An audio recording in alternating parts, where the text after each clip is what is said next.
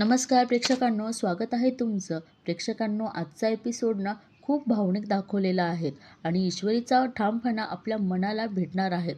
तर प्रेक्षकांनो, ह्या भागाच्या शेवटच्या प्रसंगाने पुढच्या भागाची उत्सुकता सुद्धा दाखवलेली आहे. चला तर मग सुरुवात करूया आजच्या रिव्ह्यूला. प्रेक्षकांनो, आता आजी इथे निवांत बसलेल्या असतात आणि आज संक्रांत असल्यामुळे आता ईश्वरीचं कर्तव्य ईश्वरी पार पाडते आहे. तिची सासू नाही आहेत म्हणून काय झालं, तिच्या आजी सासू आहेत ना, तर ती तिच्या आजी सासूंच्या पाया पडण्यासाठी आली आणि त्यांना म्हणते की आज संक्रांत आहेत ना, म्हणून तुमच्या पाया पडायला आलेत. आजी तिला आशीर्वाद देतात आणि म्हणतात की सताविषयी हो, ईश्वर तुझ्या इच्छा सगळ्या पूर्ण करो. आणि प्रेक्षकांनो, आजी आशीर्वाद देतात तेव्हाच त्यांना गहिवरून येतं. त्या म्हणतात की अगदी तुमचा संसार सुखाचा हो. पण आजींच्या डोळ्यात पाणी बघितल्यावर ईश्वरी त्यांना विचारते की आजी, अहो काय झालं, तुमच्या डोळ्यात पाणी? त्या आजी म्हणतात की आनंद अश्रू आहेत हे. त्या ईश्वरीला सांगतात की आज तुझी पहिली मकर संक्रांत आहेत ना, मग एक मोठ्या जबाबदारीतनं मोकळी होणार आहेत मी. आणि काय असेल प्रेक्षकांनो ती जबाबदारी जी आजी ईश्वरीला देणार आहेत, चला मग बघूया. इंटरेस्टिंग असणार आहेत. बघा प्रेक्षकांनो, आता आजींना सात्विकाची आठवण झालेली असते, म्हणजे लेकीची. त्या ईश्वरीला म्हणतात की ही घे तुझी साडी संक्रांतीची. आणि बघा ईश्वरीसुद्धा ती साडी हातात घेते आणि म्हणते की खूप सुंदर आहेत ही साडी. प्रेक्षकांनो, ही तिच्या सासूने तिला दिलेली साडी असते, ती ही संक्रांतीची. आणि आजी याचं तिला सांगत असतात की एक वेळ मी आणि सात्विका असंच गप्पा मारत बसलो होतो आणि मध्येच ईश्वरी म्हणते की आजी, तुम्ही जबाबदारीचं बोलला ते मला नाही कळालं. आजी तेव्हा तिला सांगतात की अगं, ही सात्विकाची आहे साडी.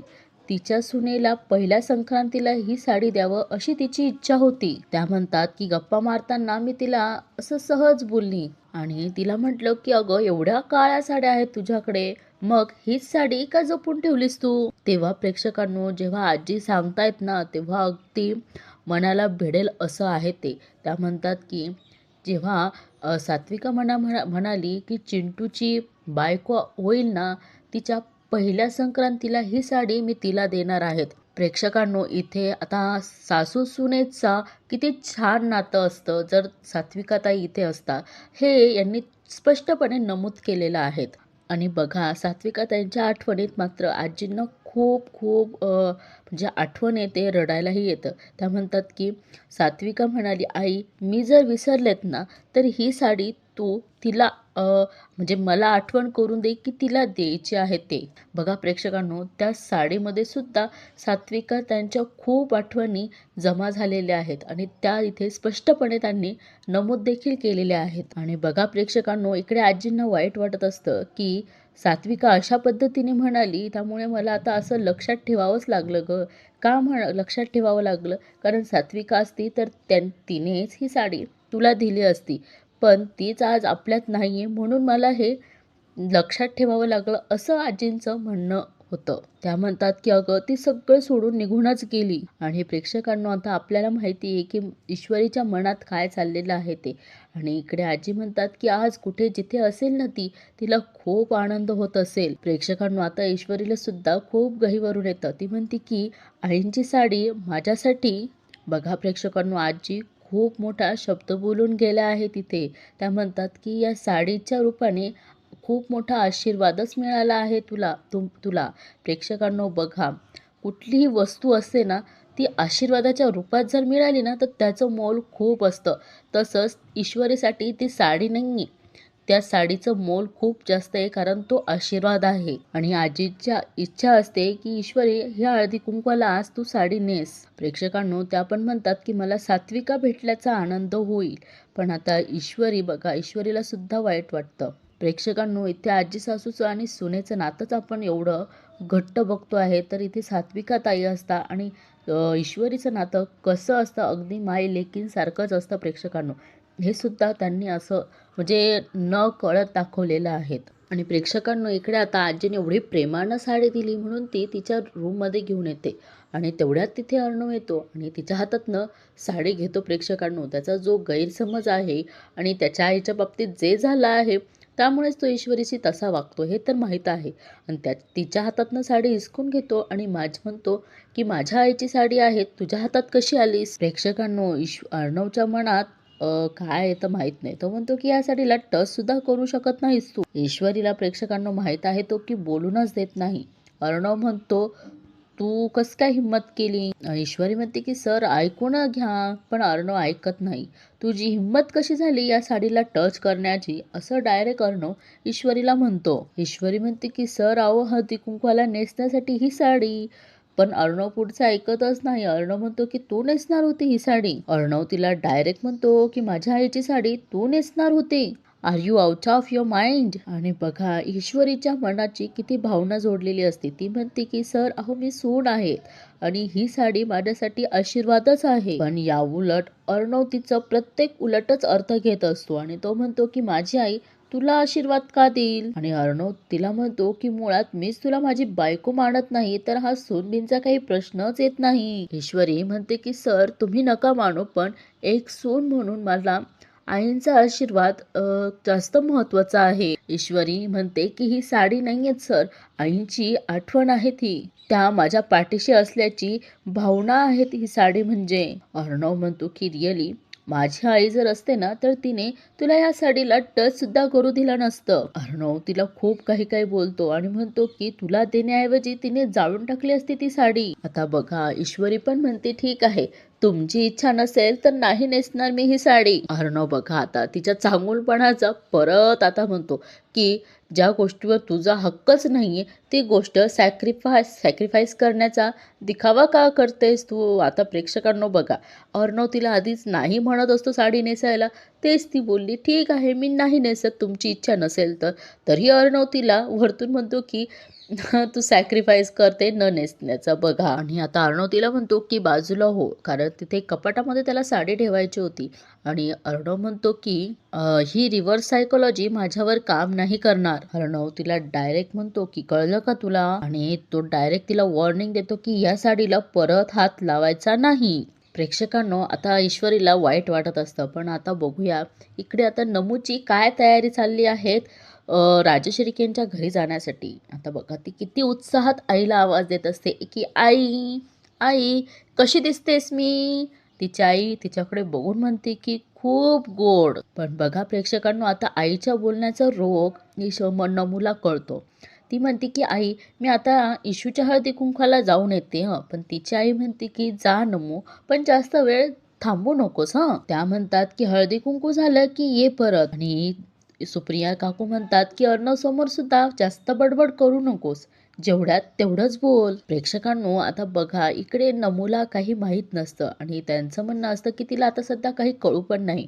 पण सुप्रिया काकूंच्या बोलण्यातला कमीपणा किंवा त्यांच्याबद्दलचा जो काही म्हणजे राग तर नाही आहे प्रेक्षकांनो, पण त्यांच्या मनात यांच्याविषयी राग आहे. त्यासाठी सुप्रिया काकू नमूला सांगत असतात. पण नमू तिला विचारते की आई आता तरी सांगणार आहेस का ग? ती म्हणते की त्यांच्याकडे जाताना ह्या सूचना तुम्हाला कधीच दिलेल्या नाहीये. प्रेक्षकांनो आता नमूच्या बोलण्यात सुद्धा पॉइंट आहेत, पण आता यांचाही नाईलाज आहे आणि काय करणार ते नाही सांगू शकत. नमू पण बरोबर म्हणते की मला तिथे काय वागायचं हे जर मला मला माहीतच नाही तर मी तिथे जाऊन कशी वागणार आहे तसं. सुप्रिया काकू म्हणतात की नमू सांगितलं तेवढंच कर ना, नको प्रश्न विचारू. बघा प्रेक्षकांनो आता नमू आईला डायरेक्ट विचारते की तू सांग ना हळदी कुंकवाला नाही का म्हणालीस? आज तर बाबांना हॉस्पिटलमध्ये सुद्धा घेऊन नव्हतं जायचं. प्रेक्षकांनो आता नमू हट्ट करते की मी ते ऐकूनच राहील की काय झालं आहे ते. आणि सुप्रिया काकू म्हणतात की नमू अगं लहान मुलीसारखा हट्ट नकोच धरू ग. नमू म्हणते की अगं आई मी तुला प्रॉमिस केलं होतं की मी या गोष्टीसाठी कधीच तुला विचारणार नाही. बघा प्रेक्षकांनो इकडे मायलेकींचं प्रेम पण दाखवलेलं आहे.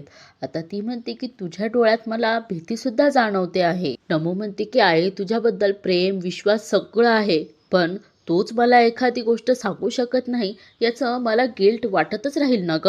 याचा विचार का नाही करत तू? तर नमू म्हणते की तुझी मोठी मुलगी म्हणून तुला एवढी पण जबाबदार नाही वाटत का ग? नमू म्हणते की आई तू माझ्याशी मोकळेपणाने का नाही बोलू शकत अगं? आता इकडे सुप्रिया काकूस तिला वचन देतात की तुला नमो मी सगळं सांगेल, पण आज नको आणि तेही आत्ता नको आणि मनात कुठलीही अपराधी भावना ठेवू नकोस. प्रेक्षकांनो, सुप्रिया काकू गेल्यानंतर नमो मनोमन म्हणते की आई तू ज्या पद्धतीने नजर चुकवतेस ना, म्हणजे तू नक्कीच माझ्यापासून काहीतरी लपवतेस. नमो म्हणते की आई तू जरी नाही सांगितलंस ना तरीही मी दुसरीकडून तुझ्या वागण्याचं कारण नक्की शोधून काढेल. प्रेक्षकांनो, आता पुढे बघा. ईश्वरीला अर्णव काही साडी नेसू देत नाही आणि इकडे अंजली आजीच्या रूममध्ये आलेली असते आणि ते आजी अंजलीला काहीतरी देतात. तेवढ्यात तिथे ईश्वरी येते. पण ईश्वरीला ती काळी साडी न घातल्यामुळे, नाही नेसल्यामुळे अंजली तिला विचारते, का गं आईची साडी नाही नेसलीस तू? प्रेक्षकांनो, अंजलीच्या मनातही थोडा वेगळा विचार आला होता. पण तेवढ्यात तिथं अर्णव येतो आजीला आणि अंजलीला तिळगुळ देण्यासाठी. आणि बघा प्रेक्षकांनो, हे दोघं एकमेकांकडे ज्या पद्धतीने बघतात त्या पद्धतीने आजी त्यांना म्हणते की तुमच्या दोघांमध्ये काय बिनसलंय हे मला नाही माहीत, पण ही साडी सात्विकाने तिच्या सुनेसाठी पहिल्या संक्रांतीसाठीच देण्यात आलेली ही साडी होती. आजी म्हणतात की म्हणून मी तिला साडी दिली होती. प्रेक्षकांनो, आता आजीने अर्णवला डायरेक्ट म्हणतात की बाकी तू ठरव. पण प्रेक्षकांनो, आता ईश्वरी मनोमन म्हणत असते. आता प्रेक्षकांनो, कोणीही असेल पण ते म्हणतात जर मी खरं असेल तर ती व्यक्ती स्वतःहून माझ्यासाठी ती साडी देईल आणि तसंच ईश्वरीने म्हटलेलं असतं. प्रेक्षकांनो, आता इथे अंजली तिच्या रूममध्ये बसलेली असते आणि राकेशही तिथं येतो. आता बघा, याचा तोंडाचा गोडवा इतका गोड आहे, इतका गोड आहेत की काय करावं. बघा, तो म्हणतो की अंजली, एखाद्याने इतकं सुंदर दिसावं खरंच. मग अंजली म्हणते की अहो तुम्हीच आलात, मीच येणार होते तुमच्याकडे तिळगुळ घ्यायला. आणि राकेश म्हणतो की अगं ये, तिळगुळ घ्यायला काय, तुला चालणार नाही, ते गरम असतं ते. आता बघा, हा राकेश एवढं दाखवतो की माझं खूप तुझ्यावर म्हणजे काळजी आहेत. आता अंजली नमस्कार करते तर राजेश म्हणतो की अगं कशाला वागतेस, तुला त्रास होईल. अंजली म्हणते की मला काही नाही होणार. राकेश म्हणतो की काही नाही कसं, आपल्या बाळाला त्रास होईल ना अंजली. आता बघा, अंजलीला असं वाटतं की तो खूप काळजी करतो आणि अंजली म्हणते की पुढच्या संक्रांतीला बाळही असेल सोबत. जसे चिंटूसाठी आणि ईश्वरीसाठी हलव्याचे दागिने बनवून घेतलेत ना, अंजली खूप स्वप्न रंगवते आणि ती म्हणते की तसेच दागिने आपण आपल्या बाळासाठी सुद्धा करून घेऊयात. बघा, इथे अंजलीच्या बाळांविषयीची म्हणजे किती कुतूहल आहे ते दाखवलेलं आहे. ते म्हणते की किती गोड दिसतात ना बाळ त्या दागिन्यांमध्ये, किती क्यूट. आणि खरंच प्रेक्षकांनो, खूप क्यूट क्यूट क्यूट दिसतात. हा राकेश म्हणतो की अंजली, पुढच्या संक्रांतीचं एवढं प्लॅनिंग फक्त तूच करू शकतेस. आणि प्रेक्षकांनो, आता ही अंजली तिच्या कपाटामध्ये जाते आणि बघा, त्याने राकेशने रेवडी आणून ठेवलेली असते. ती म्हणते की अरे हे काय रेवडी. आणि प्रेक्षकांना आता अंजली म्हणते की काय तुम्ही मला सांगितलं नाही, मला रेवडी किती आवडतात. पण हा राजेश तिच्या हातातनं ते रेवडीचं पॅकेटच ओढून घेतो आणि हा राकेश म्हणतो की अंजली तू नको खाऊस. आणि आता याच्या वागण्यातला रोग प्रेक्षकांना आपल्याला कळालाय. पण अंजलीचं काय, ती म्हणते की असं काय खेचलं, त्यात विष असल्यासारखं. हा राजेश म्हणतो की आहेच विष. आता राजेश म्हणतो की अगं अंजली एक्सपायर झालाय म्हणून तर नाही दिल्या तुला खायला. हा राजेश म्हणतो की अगं अंजली, आज मी सगळ्यांना रेवड्याच वाटणार आहेत, ऑर्डर केलाय, येतीलच त्या. अंजली म्हणते की नवीन बॉक्स आला ना की आधी मला द्या. राजेश म्हणतो की नक्की. प्रेक्षकांनो, त्याने खाऊ दिला नाही त्याचं मागचं कारण बघा, आता तो सांगतो. ह्या रेवड्यांवरती हक्क फक्त माझ्या इंदोरी जिलेबीचाच आहे. तो म्हणतो की तिच्यासाठी तर सुरू आहेत हे सगळं. प्रेक्षकांनो, आता इकडे अर्णव त्याच्या रूम मध्ये आलेला असतो आणि त्याच्या मागोमाग ईश्वरी सुद्धा असते. अर्णव काहीसा तरी असा विचार करून ईश्वरीला म्हणतो की आजी तिच्या जागी तर करेक्टच आहेत. अर्णव तिला म्हणतो की बिकॉज आपल्या नात्यातली रियालिटी तिला माहित नाहीयेत ना. अर्णव म्हणतो की आपली रियालिटी ही आहे, तुझा या घराशी, माझ्या माणसांशी किंवा माझ्याशी काही संबंध नाहीयेत. मी यातलं काहीच मानत नाही, त्यामुळे माझ्या आईची इच्छा पूर्ण करण्याची रिस्पॉन्सिबिलिटी वगैरे तुला घ्यायची काहीच गरज नाहीये. कळलं तुला. अर्णव तिला अजूनही म्हणतो की आईची साडी तू नाही नेसणार, कळलं का. आणि अर्णव म्हणतो की आता आजीला काय सांगायचं, हा प्रॉब्लेम तुझा, म्हणजे हा हेड तुझा. आता अर्णव ईश्वरी म्हणते की हेड एक तर तुमचाच आहे. अर्णव म्हणतो की व्हॉट. ईश्वरी म्हणते की कारण फैसला सुद्धा तुमचाच असणार.